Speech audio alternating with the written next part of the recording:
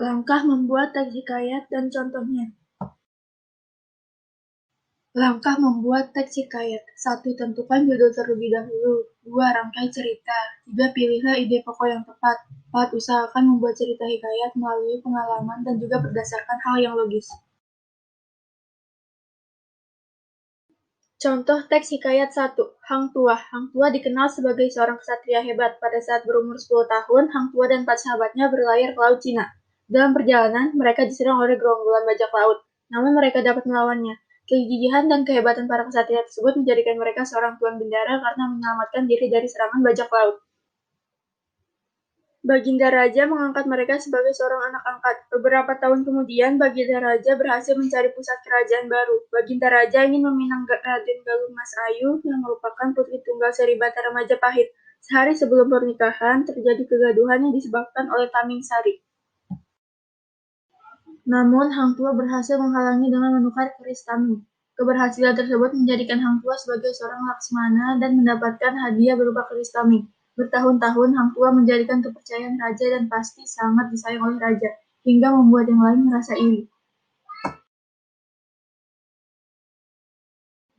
Suatu hari, Hang Tuah difitnah telah berperilaku tidak sopan kepada dayang istana. Sebagai hukuman, Hang Tuah pergi meninggalkan istana dan menjadi anak angkat Tun Bijasura di Indrapura. Selang beberapa lama, Hang Tuah ditarik kembali oleh Baginda Raja. Contoh teks hikayat 2. Telaga Warna. Kerajaan Kuta Tanggawahan memiliki seorang raja bijaksana bernama Prabu Suwartalaya dengan permaisurinya yang bernama Ratu Purwamana.